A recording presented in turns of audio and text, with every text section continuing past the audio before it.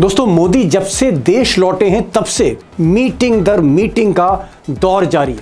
उधर अमित शाह के गृह मंत्रालय में हलचल बड़ी तेज है और यह हलचल बढ़ती महंगाई को लेकर नहीं है, बल्कि रातों रात देश में एक नई पार्टी खड़ी हो गई है जिसको लेकर सरकार घबराई हुई है और पार्टी का नाम भी खूब है, कॉकरोच जनता पार्टी।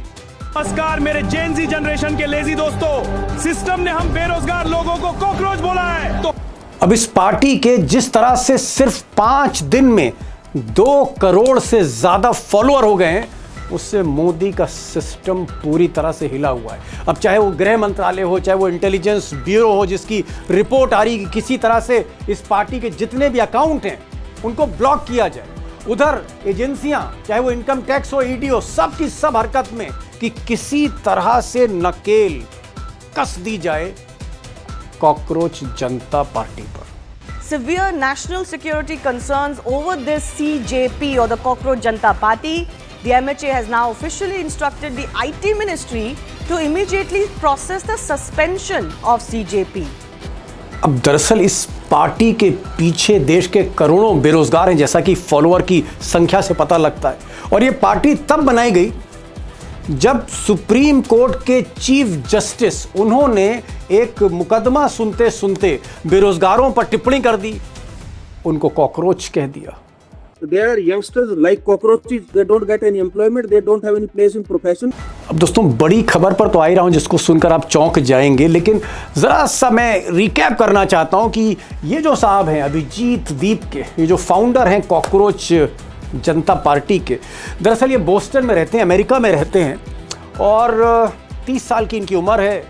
पत्रकारिता का इन्होंने कोर्स किया, उसके बाद पब्लिक रिलेशन का कोर्स किया और सुप्रीम कोर्ट और मोदी के सिस्टम पर तंज कसने के लिए ये और इनके बेरोजगार साथियों ने यूं ही आप कह लीजिए इंस्टाग्राम पर कॉकरोच जनता पार्टी की स्थापना कर दी, सोशल मीडिया पर पार्टी खड़ी कर दी। और इनको भरोसा नहीं था कि रातों रात इसके जो फॉलोअर हैं, हजारों में नहीं, लाखों में नहीं, करोड़ों में इसको फॉलो करने लगेंगे, इसका समर्थन करने लगेंगे। और हैरत तब होती है जब अपने को दुनिया की सबसे बड़ी पार्टी बताने वाली, world's biggest political party BJP, उसको भी पछाड़ दिया। अगर आप आंकड़े देखेंगे तो चौंक जाएंगे कि हिंदुस्तान की कोई भी पार्टी के फॉलोअर कॉकरोच जनता पार्टी के जितने नहीं, बराबरी तो छोड़ दीजिए, आधे नहीं है। अब दोस्तों जरा ये आंकड़ा देखिए, इंस्टाग्राम का आंकड़ा देखिए। कॉकरोच जनता पार्टी फॉलोअर कितने हैं? 20 मिलियन प्लस। और हो सकता है कि जो हमारे दोस्त 2 दिन के बाद देखें तो ये 2.25 करोड़ तक हो जाए इसके फॉलोअर, ये 2.5 करोड़ हो जाए। अब अगर आप बीजेपी फॉर इंडिया इंस्टाग्राम पे बीजेपी को देखते तो बीजेपी के कितने फॉलोअर हैं?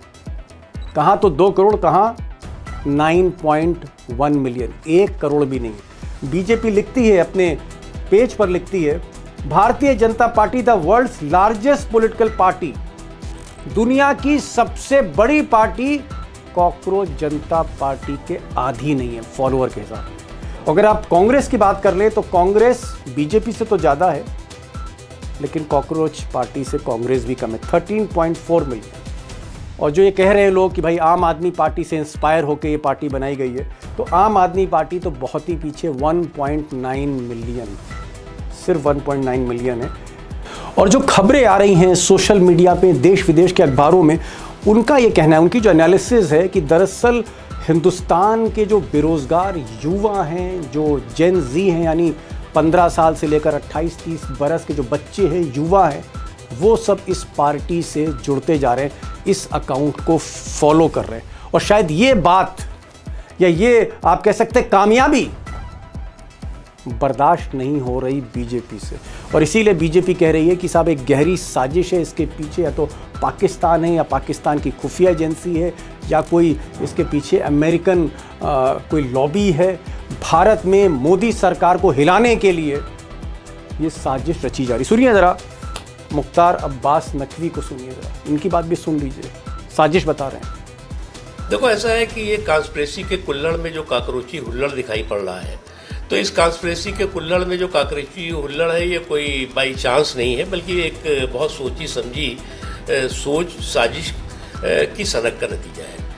उधर बीजेपी के नेता तेजेंद्र बग्गा साहब ने कहा कि साहब ये जो कॉकरोच पार्टी है और इसके 2 करोड़ फॉलोअर दिखाए जा रहे हैं, इसमें इंडिया के नहीं, भारत के जितने युवा हैं, चाहे बेरोज़गार हों, चाहे जो भी काम करते हो ना करते हो, वो तो सब मोदी जी के फ़ैन हैं। तो ये जो करोड़ों लोग हैं कहाँ के? ये पाकिस्तान के विदेश के। और बाकायदा बग्गा साहब ने एक आंकड़ा दिया अपने एक्स अकाउंट पर। उन्होंने कहा कि 49%, तकरीबन 50% जो फॉलोअर हैं कॉकरोच पार्टी के, वो पाकिस्तान के लोग हैं। देखिए साहब, ये आंकड़ा देख लीजिए आप। और जब बीजेपी पीछे पड़ गई अभिजीत दीपके के, तो अभिजीत दीपके ने फिर आंकड़ा दिया और उस आंकड़े में कहा कि why would anyone call 94% of Indian youth as Pakistani.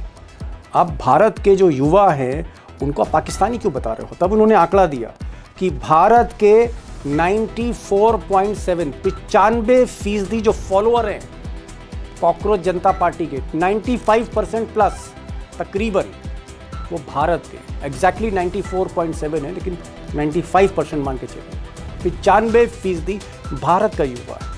उसके अलावा यूनाइटेड स्टेट्स के तकरीबन 1% हैं, यूनाइटेड किंगडम के 0.7 हैं, कनाडा के 0.6 हैं, यूनाइटेड अरब एमिरेट्स के 0.6। और हो सकता है दोस्तों, मेरा अंदाज़ा है कि ज़्यादातर युवा जो है तो नौकरी कर रहे हैं या वहाँ पढ़ाई कर रहे हैं, अप्रवासी भारतीय ही है। ये 1% या 0.7% जो कॉकरोच जनता पार्टी के समर्थक हैं, फॉलोअर हैं। और जैसा कि मैंने पहले कहा कि सरकारी एजेंसियां ट्रैक कर रही हैं, अभिजीत को ट्रैक कर रही हैं, उनके साथियों को ट्रैक कर रही हैं, इस अकाउंट के पीछे कौन है उसको ट्रैक कर रही हैं हमेशा की जितनी एजेंसियां हैं। और ये भी कहा जा रहा है कि अभिजीत जो हैं वो भले ही बॉस्टन में रह रहे हैं, पहले वो अरविंद केजरीवाल से जुड़े थे। हालांकि बात सही है कि वो उनका प्रचार करते थे, उनके साथ जुड़े हुए थे क्योंकि पत्रकार थे, पब्लिक रिलेशन का काम करते थे।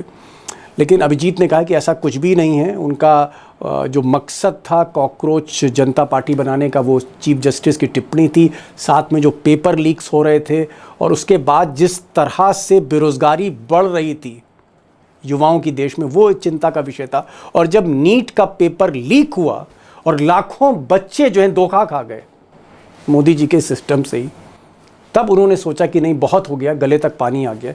और तब उन्होंने तंज कसने के लिए, आईना दिखाने के लिए चीफ जस्टिस को, प्राइम मिनिस्टर को, गृह मंत्री को, धर्मेंद्र प्रधान को, तब उन्होंने ये स्थापना की। और अभिजीत ने आज ये भी कहा कि वो अपील करते हैं सारे युवाओं से, सारे फॉलोअर से कॉकरोच जनता पार्टी के, कि वो धर्मेंद्र प्रधान जो दोषी हैं उनकी नज़र में पेपर लीक कराने में कहीं ना कहीं, या उनकी लापरवाही है, इनसे इस्तीफा मांगा जाए। यानी ये जो जेनजी का आंदोलन दोस्तों आप देख रहे हैं, इसकी पहली मांग है कि मोदी जी शिक्षा मंत्री धर्मेंद्र प्रधान का इस्तीफा ले। यार मुझे सभी लोग बोल रहे हो आप इंटरनेट पर धमाल मचा रहे हो, लेकिन मुझे लगता है अब कुछ असली काम करने का भी वक्त आ गया है, जिसके लिए हमने ये शुरू किया था। तो आज हम एक पिटीशन शुरू करने जा रहे हैं, जहां पर हम एजुकेशन मिनिस्टर का रेजिग्नेशन मांगने जा रहे हैं। तो आप सभी लोग इसको ज्यादा से ज्यादा नंबर्स में साइन करिए और सपोर्ट कीजिए, क्योंकि अब वक्त आ गया है to make this system accountable. अब दोस्तों, जब शिक्षा मंत्री का इस्तीफा मांग लिया तो फिर और ज़्यादा बीजेपी नाराज़ हो गई और बीजेपी के समर्थक तरह तरह की बातें करने लगे। और अभिजीत का ये कहना है कि उनको जान से मारने की धमकियां भी दी। और हद तो ये हो गई जब वीडियो आ रहे हैं, लोग वीडियो रिकॉर्ड करके भेज रहे हैं उनको कि मार देंगे तुमको, हम ट्रैक कर रहे हैं, ये कर रहे हैं, तुम जिंदा नहीं बचोगे, ये करो वो करो। आप खुद सुनिए, सारे वीडियो तो नहीं दिखा सकता, लेकिन एक वीडियो जो अभिजीत ने डाला है अपने एक्स अकाउंट पे, वो मैं दिखा रहा हूँ, वो आप देखें। बाकी तू कहाँ रहता है, तेरे मम्मी पापा कहाँ रहते हैं, सब पता है हमें। और तेरे सिबलिंग्स कहाँ है, तू कब यूएस से गया था, तेरा घर कहाँ पे है, तेरा न्यू +1 वाला फ़ोन नंबर कौन सा है, सब पता है भाई। अब दोस्तों, कॉकरोच जनता पार्टी यानी CJP को जब इतना समर्थन मिल गया तो एक वेबसाइट भी शुरू हो गई, और ये भी इन बेरोज़गार युवाओं ने शुरू कर दी। अब ये जो वेबसाइट है, इसमें पार्टी की सदस्यता के लिए पार्टी का एजेंडा क्या होगा, मैनिफेस्टो क्या है। अगर आप मैनिफेस्टो देखें तो बड़ा इंटरेस्टिंग है। अब ये जो बच्चे हैं, जो युवा हैं, ये साहब चीफ जस्टिस को सबक सिखाना चाहते हैं। इनका ये कहना है कि चीफ जस्टिस जो है देश के सुप्रीम कोर्ट के, वो किसी भी तरह से भारत की सरकार के आगे झुके नहीं और पोस्ट रिटायरमेंट राज्यसभा का सदस्य बनने के लिए, कुछ बनने के लिए वो लालच ना करें, ईमानदारी से जस्टिस दे, ये एक मैसेज दिया गया है। तो पहली शर्त ये है मैनिफेस्टो की कि अगर ये पार्टी सत्ता में आती है तो, या राजनीति में कूदती है तो ये चीफ जस्टिस को पोस्ट रिटायरमेंट कोई बेनिफिट नहीं देगी। दूसरा गुस्सा साहब इनका जो है वो जाहिर तौर पर इन साहब पर है, गुप्ता जी पे, ज्ञानेश गुप्ता जी, अमित शाह के जो काफ़ी खास हैं, चीफ इलेक्शन कमिश्नर हैं, हर जगह चुनाव जो बीजेपी जीत रही है उसके पीछे इनको भी माना जाता है। उन्होंने कहा कि साहब अगर किसी का वोट कटा, एक भी आदमी का वोट कटा, वोट चोरी हुई और हमारी सरकार आई युवाओं की, CEC chief election commissioner shall be arrested under UAP, हम उसको अरेस्ट करके जेल भेज देंगे। तीसरा कहा है कि साहब जो महिलाएं हैं, बहनें हैं, इनको रिजर्वेशन दिया जाए 50%, 33% नहीं 50%, मंत्री भी बनाया जाए महिलाओं को, इनको जो है MP भी बनाया जाए। और एक बड़ा इंटरेस्टिंग है, कई शर्तें हैं लेकिन एक शर्त और मैं आपको बता दूं, वो भी बड़ी इंटरेस्टिंग मुझे लग रही है, मुझे लगा कि उसका जिक्र होना चाहिए। मीडिया से, गोदी मीडिया से भी ये बच्चे बहुत नाराज़ हैं। इनका कहना है कि साहब अंबानी और अडानी जो चैनल चलाते हैं, इन चैनल के लाइसेंस रद्द होंगे अगर हमारी सत्ता में भागीदारी हुई। और ये भी कह रहे हैं कि गोदी मीडिया के जो बड़े बड़े एंकर हैं, पैसे वाले एंकर हैं, इनका हम खाते चेक कराएंगे। तो अंबानी पे गुस्सा है, अडानी पे गुस्सा है, चीफ जस्टिस पे गुस्सा है, चीफ इलेक्शन कमिश्नर पे गुस्सा है, उन पत्रकारों से गुस्सा है जो सच्चाई नहीं दिखाते, सच नहीं दिखाते। कुल मिलाकर आप कह सकते हैं कि एक फ्रस्ट्रेशन है, सिस्टम से कहीं ना कहीं घृणा है। और इसलिए युवा रातों रात करोड़ों का समर्थन दे रहे हैं। और मुझे लगता है कि ये सिर्फ अभिजीत की बात नहीं है, देश भर के युवाओं का यही हाल है। मुझे लगता है कि जिनके मिजाज को या तो मैं नहीं समझ पाया या आप नहीं समझ पाए। अब दोस्तों जो बड़ा सवाल है, बिग क्वेश्चन हमारे आपके लिए, घर परिवार के लिए, क्या वाकई जो बच्चे हैं 15 साल के, 18 साल के, 20 साल के, 22 साल के, 24 साल के, 30 साल के, उसमें से एक बहुत बड़ी संख्या बेरोजगारों की, ग्रेजुएट हैं, इंजीनियर हैं, बहुत कुछ किया है, मैनेजमेंट का कोर्स किया है, नौकरी नहीं मिल रही है। कोई बच्चा जो है वो आपके घर तक बर्गर पहुंचा रहा है, तो कोई फिर वो ब्लिंकिट से कोई सामान पहुंचा रहा है, दाल पहुंचा रहा है, नमक पहुंचा रहा है, चाय की पत्ती पहुंचा रहा है, या फिर कुछ काम नहीं है, कुछ भी काम नहीं है। क्या वाकई मोदी के सिस्टम से एक बहुत ज़्यादा नाराज़गी है और इसीलिए रातों रात 10,000 नहीं, 10 लाख नहीं, करोड़ों युवा इस अकाउंट को फॉलो करने लग गए और रातों रात एक पार्टी खड़ी हो गई, भले ही उसका नाम तंज पर रखा गया हो, कॉकरोच रखा गया हो, लेकिन क्या एक युवाओं के भीतर इस सिस्टम को लेकर नफरत सी हो रही है। और क्या हम उसको ये कहें कि जो हमने बांग्लादेश में देखा, नेपाल में देखा, उस तरह का ये कोई जेंजी आंदोलन है, या जो हमने लद्दाख में देखा था जहां सोनम वांगचुक से रातों रात सरकार डर गई थी, उनको नेशनल सिक्योरिटी एक्ट में नज़रबंद कर दिया गया था जबकि उनका कोई कसूर नहीं था, बाद में छोड़ना पड़ा। क्या युवाओं से, जेंजी से मिस्टर मोदी, मिस्टर शाह, जो गुजरात लॉबी है, ये जो दो आदमी की पार्टी है, सिस्टम है, ये घबराता है, डरता है? जेंजी से ये दोनों लोग डरते हैं। और वाकई इस वक्त मोदी का सिस्टम हिला हुआ है और बंद करना चाहता है इस अकाउंट को, सोशल मीडिया में सप्रेस करना चाहता है, सब कुछ खत्म करना चाहता है, नकेल कसना चाहता है, ऐसा है। और इसी को लेकर मैंने आज एक नहीं, दो नहीं, 3 एक्सपर्ट्स को बुलाया है।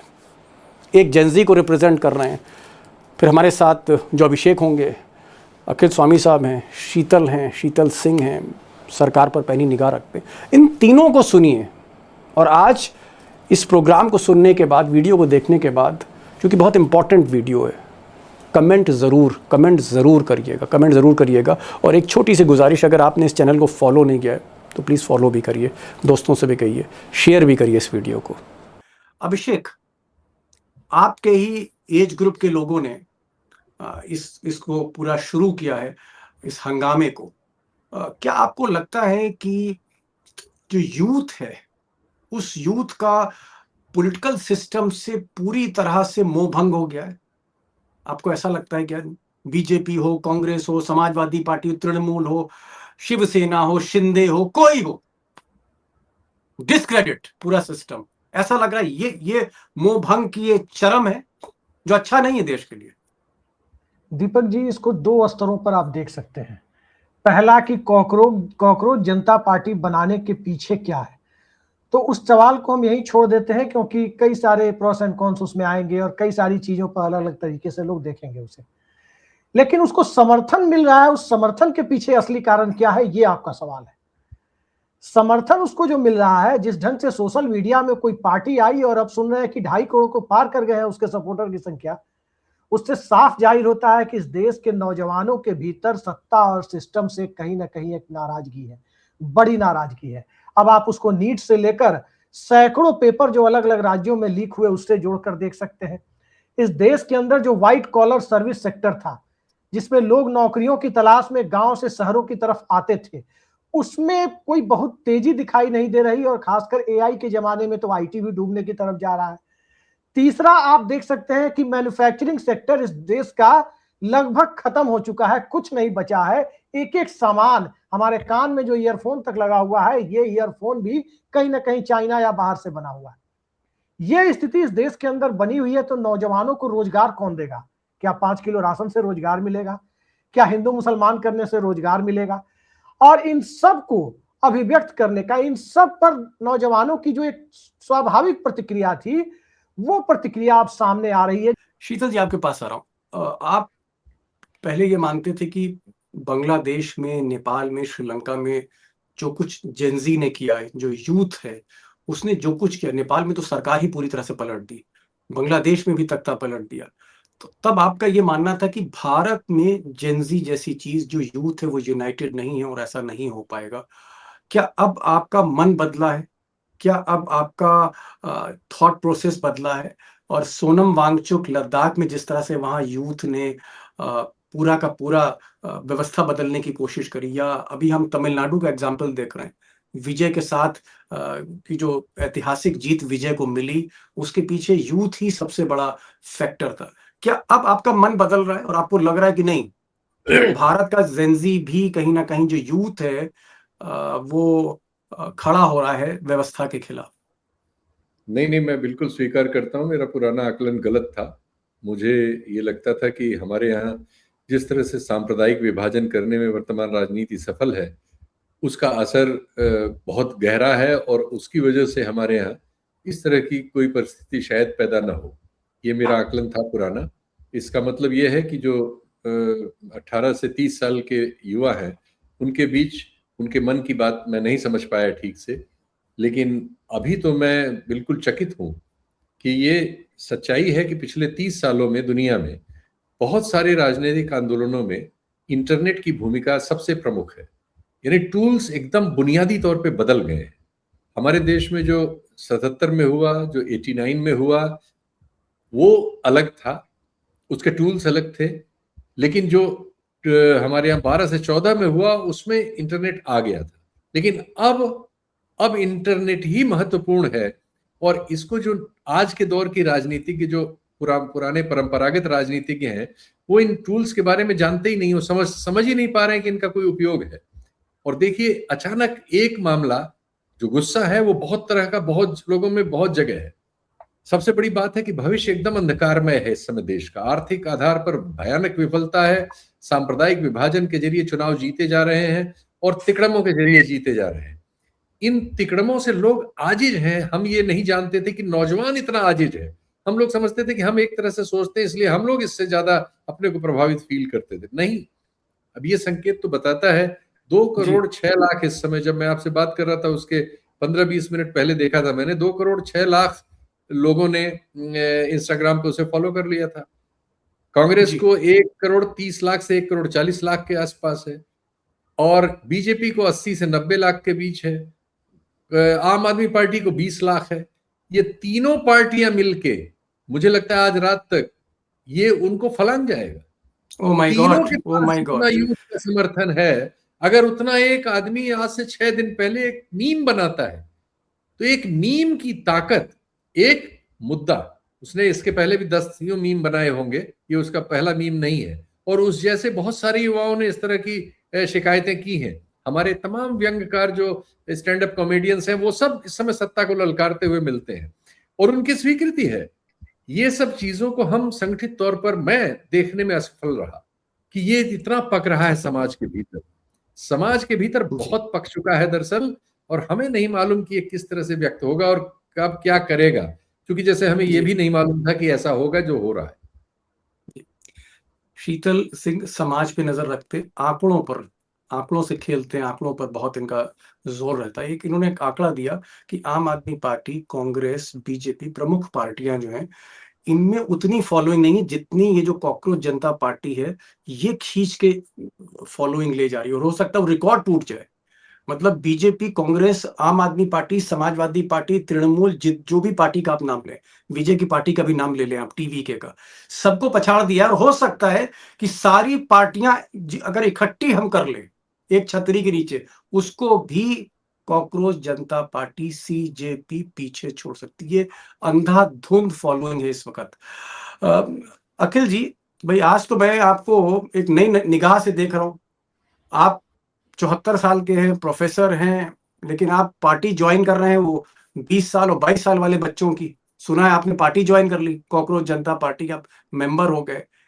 ये अचानक ये परिवर्तन, स्वामी साहब, ये क्या हो गया?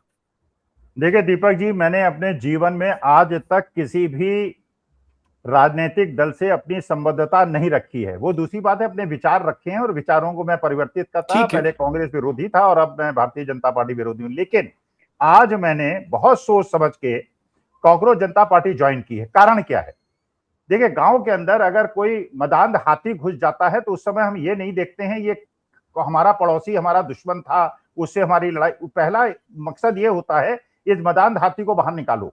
तो आज के तारीख में देखिए, मैं बहुत दुखी हूं, क्योंकि मैं अपने जीवन काल में आज तक मैंने महसूस नहीं किया कि मेरे जमाने में कभी पेपर लीक हुआ हो या इस प्रकार के प्रश्न उठे हों। लेकिन मैंने किसानों के ऊपर अत्याचार देखा, मैंने जेंजी के ऊपर अत्याचार देखा, मैंने पेपर लीक होते हुए देखा, मैंने ये जो बड़े बड़े राजनीतिक दल के लोग हैं इनको आईसीसी का चेयरमैन बनते हुए देखा, विदेश में जाके सेटल होते देखा, दुबई के अंदर और यूके के अंदर बड़ी बड़ी कोठियां लेते देखा, बड़े बड़े पूंजीपतियों का देश के बैंक का पैसा लूट के और लंदन में जाके कॉफी पीते हुए, विस्की पीते हुए और तीसरी शादी करते हुए देखा।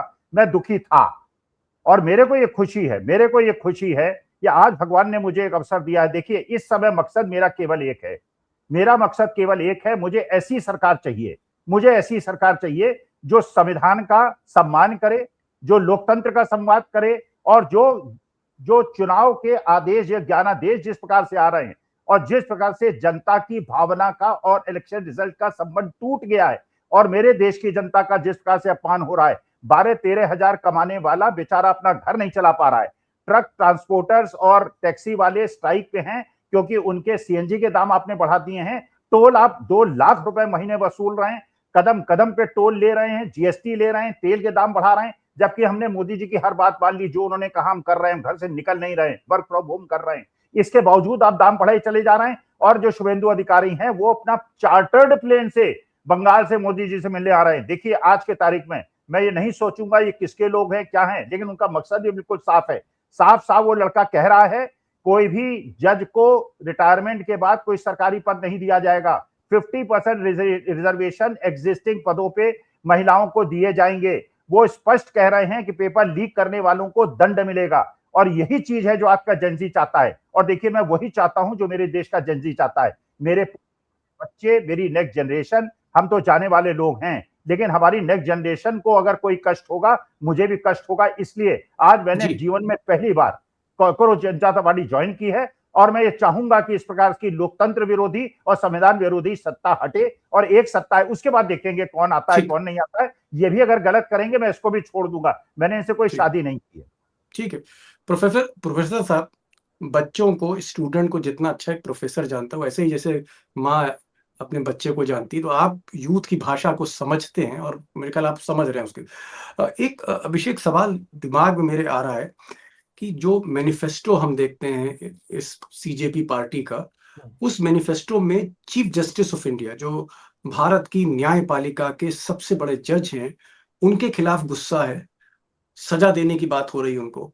और चीफ इलेक्शन कमिश्नर यानी ज्ञानेश कुमार, उनके खिलाफ भी गुस्सा है। तो क्या आपको लगता है सीधे सीधे मोदी के सिस्टम को चैलेंज दे रहा है यहाँ का यूथ? क्योंकि अब तो 2 करोड़ फॉलोअर हैं। और अभी एक डेटा और मैं देख रहा था, बीजेपी की आईटी सेल कह रही थी कि इसमें 49 to 50% पाकिस्तान के लोग हैं, लेकिन जो अभिजीत ने डेटा डाला है वहां से, उसमें 94% इंडियंस हैं, तो इंडियन यूथ है। ये जो 2 करोड़ लोग हैं, क्या ये सीधे मोदी के सिस्टम को चैलेंज कर रहे हैं? ये मैं पूछ रहा हूं। 2 करोड़ लोग अगर किसी सिस्टम को चैलेंज करने की स्थिति में पहुंच रहे हैं तो आपको आसानी से समझ में आ जाना चाहिए कि आखिर उसको बैन करने के लिए गृह मंत्रालय क्यों कह रहा है, आईटी मिनिस्ट्री को उस पेज को बैन करने के लिए क्यों कहा जा रहा है। सीधी सी बात है कि 2 करोड़ की संख्या छोटी नहीं होती है, 2 करोड़ बहुत बड़ी जनसंख्या होती है। 2 करोड़ जनसंख्या 140 करोड़ के देश में, उससे बड़ा ओपिनियन मेकर कोई हो ही नहीं सकता है जो देश के मन और मिजाज को बदल दे।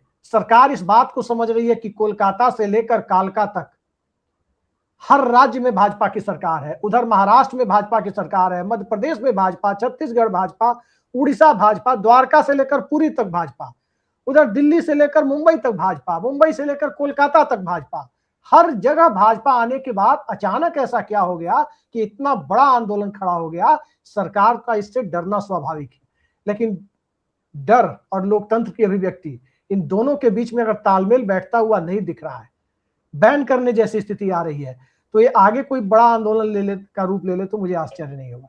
जी शीतल जी, आप आम आदमी पार्टी का जो आंदोलन था उसको बहुत आपने शुरुआती दौर से देखा है, और ऐसा कोई बड़ा नेता नहीं जिसको आप पर्सनल लेवल पे ना जानते हो। क्या ये जो मूवमेंट है जहां पर अचानक मैं तो कहूंगा कि आम आदमी पार्टी से भी ज्यादा ये बहुत फास्ट रिएक्शन इसमें है, सिर्फ 5-6 दिन में जो है 2 करोड़ लोग हो गए, इसमें फॉलोअर हो गए। क्या आपको ये आम आदमी पार्टी अन्ना आंदोलन जैसे कोई युवा आंदोलन आपको दिख रहा है? और पिछले 15-20 साल में एक नया फिनोमेना हम देश में देख रहे हैं। इस आंदोलन को, इस पूरे मूवमेंट को, ये जो सोशल मीडिया पे, आप इसको कैसे देखते हैं और इसको कितना आप इस वक्त सीरियसली ले रहे हैं? नहीं, सीरियसली हम उस गुस्से को ले रहे हैं जो इसके पीछे है। वो गुस्सा नौजवानों का है। ये आंदोलन हो या कुछ और हो जाए कल को, हमें नहीं पता, लेकिन इसने एक हमें थर्मामीटर दे दिया है। इस थर्मामीटर में हम उस गुस्से को नाप सकते हैं जो नौजवानों के बीच सिमर कर रहा है। ये बिल्कुल सही है कि हमारी राजनीतिक पार्टियां जो हैं वो बिल्कुल भी इस दौर की राजनीति को करने के टूल्स करने में नितांत असफल रही हैं। उसकी बहुत सी वजहें हैं। ज्यादातर हमारी जो राजनीतिक पार्टियां हैं नितांत भ्रष्ट हैं। वो चोरी के पैसों पर बैठे हुए परिवार और अन्य चीजों के आधार पर हैं।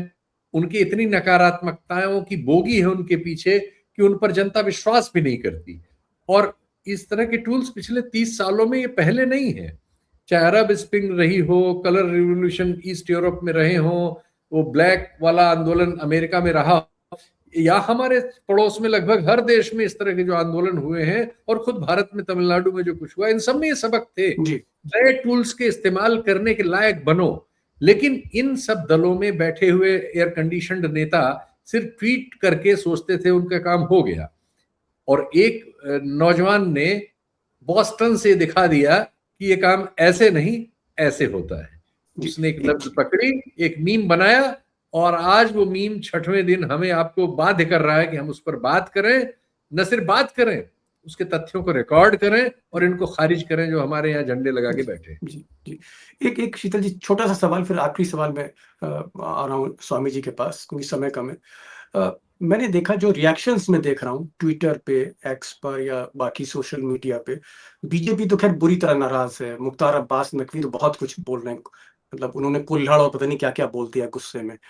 और बीजेपी के तमाम ऐसे समर्थक हैं जो थ्रेट भी दे रहे हैं, वीडियो बना रहे हैं। लेकिन बाकी पार्टियां भी खुश नहीं है। चाहे वो मैं कांग्रेस की बात करूं तो कांग्रेस भी खुश नहीं, मतलब बाकी पॉलिटिकल पार्टियां बहुत खुश नहीं है इस पूरे उससे, जबकि विरोध सिस्टम का हो रहा है। तो क्या ये जो यूथ मूवमेंट आपको दिख रहा है, भले ही सोशल मीडिया पे, क्या ये पूरे पॉलिटिकल सिस्टम पर सवाल उठा रहा है? मोदी पे तो उठा रहा है, क्या पूरे पॉलिटिकल सिस्टम पे भी सवाल उठ रहा है? यस, ये पॉलिटिकल स्टाइल पे, पॉलिटिकल सिस्टम पे, पॉलिटिकल कल्चर पे, सब पे सवाल है। ये मैंने कहा ना कि इसके पहले जो आंदोलन हुए, चाहे 77 के रहे हों या 89 के रहे हों, उनमें राजनीतिक दलों की बैसाखियां थी, लेफ्ट और राइट दोनों को एंटी कांग्रेस के नाम पे इकट्ठा किया गया था। इसको किसी बैसाखी की जरूरत नहीं है। इसने टेक्नोलॉजी के मॉडर्न टूल को, मॉडर्न सोच को मॉडर्न लोगों में इस्तेमाल किया और एकाएक उसने बिना किसी लेफ्ट राइट या किसी का सपोर्ट लिए 2 करोड़ 6 लाख लोगों को हाजिरी दे दी है उसके पास, और हो सकता है 2 दिन में 2.5 करोड़ हो जाए। और उसके बाद मुझे नहीं मालूम कि वो इसको आगे कहीं ले जाने लायक होगा कि नहीं होगा, लेकिन उसने एक सिंबल दे दिया है, एक आपके पास रिजल्ट है। इन राजनीतिक दलों के लिए, या कोई भी राजनीति इस देश में करना चाहे या करनी चाहिए जिसको, उसके लिए एक सिंबल है कि इतने लोगों में एंगर है इस सरकार के प्रति। सिर्फ हिंदू मुसलमान से ये बहुत देर तक देश को इस हाल में नहीं रोक सकते। जो जल रहा है, जो उबल रहा है, जो कठिनाइयों में है, जो बहुत परेशान है, जो डिस्टर्ब है, ये है। क्या आपको शीतल जी ऐसा भी लगता है कि भले हमारी सोसाइटी भूगोल में, भाषा में, जाति में, धर्म में बटी हुई है, विभाजन है अलग अलग लेवल पे, लेयर्स में, क्या यूथ जो है, जिसको 20 साल का बच्चा, 22 साल का बच्चा, हमारे लिए तो बच्चा ही है, 22 साल का बच्चा, 24 साल का बच्चा, उसको लग रहा है कि भाई 2050 में, 2060 में ये देश बर्बाद हो जाएगा इस विभाजन की राजनीति से, और वो यूथ यूनाइट हो रहा है अपने फ्यूचर के लिए? 2060 नहीं भाई, वो तो आज बर्बाद है, उसके सामने कोई भविष्य ही नहीं है, सारा भविष्य खत्म है उसके सामने। वो क्या करेगा? आप उसकी परिस्थिति को समझें।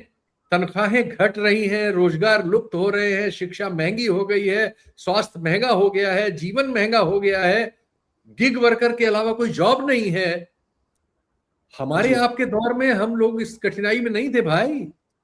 एक्चुअली हम उसकी पीड़ा को, उसकी रिएक्शन को भांप ही नहीं पाए। मैं तो स्वीकार कर रहा हूं, मुझे पता ही नहीं लगा कि उसके अंदर क्या पक रहा है। चलिए, शीतल सिंह ने एक हार मानी, उन्होंने कहा कि मेरा आकलन गलत था, मैं हिंदुस्तान के यूथ को ऐसा नहीं समझ रहा था। लेकिन आज शीतल सिंह थोड़ा सा स्तब्ध है, आश्चर्यचकित हैं कि इतनी बड़ी ताकत सामने आ रही। स्वामी जी, भाई आपसे बेहतर तो स्टूडेंट को कोई नहीं जानता। पूरा जीवन आप प्रोफेसर रहे, पढ़ाते रहे, बच्चों के बीच में रहे, और आप आज की तारीख में एक पॉलिटिकल कमेंटेटर भी हैं। क्या आपको लग रहा है कि सारा यूथ आपको धीरे धीरे हिंदुस्तान का यूनाइट होते हुए दिख रहा है?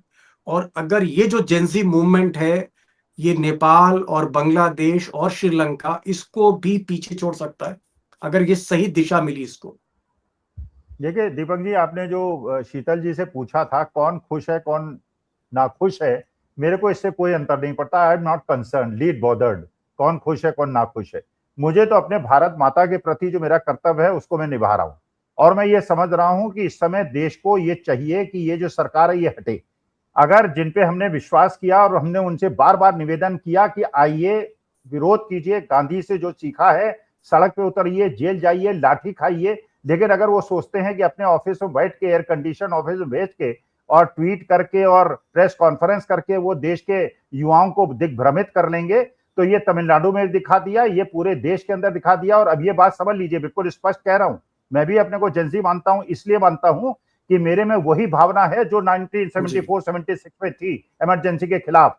हम ये बच्चों को साथ लेके, क्योंकि इन बच्चों के साथ अन्याय हो रहा है, मेरे देश के युवाओं के साथ, किसानों के साथ, सबके साथ अन्याय हो रहा है। पूंजीपतियों की जेब भरी जा रही है, गरीबों का शोषण हो रहा है, गरीबों का शोषण और रईसों का पोषण ये हो रहा है। हर जगह बंदिश, हर जगह जेल, बेल नहीं दे रहे हैं, बेईमान लोगों को अपने पार्टी में ले रहे हैं। तो देखिए इस समय तो जो वार करेगा, और एक लास्ट सेंटेंस कहता हूं, देखिए जो रावण मेघनाद वध करे वही मेरा राम। ठीक है, जो रावण और मेघनाथ का वध करे वही मेरा राम है। हाँ अभिषेक भाई, एक बस 25 सेकंड है मेरे पास। हाँ, अगर कुछ बोलना चाह रहे हैं। दीपक जी, मैं यही कहना चाह रहा हूं कि पिछले 35 सालों की जो भारत की राजनीति है और जनता का उससे जिस प्रकार का जुड़ाव है, उसमें साफ साफ दिख रहा है कि जो मंडल और कमंडल के सहारे राजनीति हो रही थी, सांप्रदायिकता और जाति की राजनीति के सहारे, उन दोनों ने खासकर लिबरलाइजेशन के इंपैक्ट के साथ एक कॉकटेल बनाते हुए, एक सोशल कॉकटेल बनाते हुए, गांव गांव, कस्बे कस्बे, यहां तक कि घर घर में हैव्स एंड हैव नॉट्स की बाइनरी, मतलब जिसके पास कुछ है, जिसके पास कुछ नहीं है, वो बाइनरी खड़ी कर दी है। और उस बाइनरी के बीच में इस तरह के आंदोलन की जगह बहुत मजबूती से बनती जा रही है, मजबूती से बढ़ रही। कुल मिलाकर दोस्तों देखना होगा, अभी it's too early to comment ये मूवमेंट किस तरफ जाएगा, क्योंकि हमें ये नहीं भूलना चाहिए कि मीम से एक मूवमेंट बना, कॉकरोच एक मीम के तौर पर रखा, और जो अभिषेक दीपके उनको खुद नहीं मालूम था, जो फाउंडर थे उनको खुद नहीं मालूम था कि रातों रात जब वो सुबह उठेंगे तो उनको दिखेगा कि लाखों फॉलोअर हो गए। इतना वाइड स्प्रेड रिएक्शन किसी ने नहीं सोचा था। ना शीतल सिंह सोच रहे थे, ना प्रोफेसर स्वामी साहब सोच रहे थे। तो एक तो ये देखना पड़ेगा कि इसकी दशा दिशा क्या है, इसका नेतृत्व कैसे होता, आगे ये किस तरह से हमको दिखता है उभरते हुए, किसी फलक पर, जमीन पर कैसे उतरता है, ये देखना पड़ेगा। लेकिन एक बात जो शीतल जी ने कही, बहुत शार्प ऑब्जर्वर है, इन्होंने कहा कि जिस दौर में बच्चे हमारे गिग वर्कर्स बन रहे हैं, जो युवा है, भले वो इंजीनियर है, पोस्ट ग्रेजुएट है, वो ग्रेजुएट है, गिग वर्कर का मतलब हमारे लिए बर्गर लेके आ रहा है, हमारे लिए जोमेटो से कोई मोमो लेके आ रहा है, या फिर ब्लिंकिट से कोई साबुन लेके आ रहा है, लड़ जा रहा है क्योंकि उसको जल्दी पहुंचना है। ये जो गिग वर्कर आपने बना दिया, ये गिग वर्कर की भी खींच है। और कहीं ना कहीं जो अभिषेक, जो इसके फाउंडर हैं, वो बोलते हैं कि ये कहीं ना कहीं लेजी, अनएम्प्लॉयड, फ्रस्ट्रेटेड यूथ की भी एक आवाज है, जो नेपाल, बांग्लादेश, श्रीलंका से 20 गुना ज्यादा है, दुनिया में सबसे ज्यादा है। शीतल साहब, बहुत बहुत शुक्रिया, आप आए इस प्रोग्राम में और आज आपने खुलकर अपनी गलती भी मानी कि भाई आप यूथ को नहीं समझ पाए। स्वामी साहब, आज आप 74 साल के जेंजी बन गए, इसके लिए मुबारकबाद आपको, आपकी इस जवानी पर। अभिषेक जी, आप पे बहुत बहुत शुक्रिया, क्योंकि आपके ही समाज, आपकी ही उम्र, आपके ही फ्रेटर्निटी और आप ही की एज ग्रुप की बात हो रही थी, आप ही के पीयर ग्रुप की आज बात हो रही थी, आपने बहुत ईमानदारी से सवालों के जवाब दिए। Thank you all of you so much, thank you all of you for joining this programme.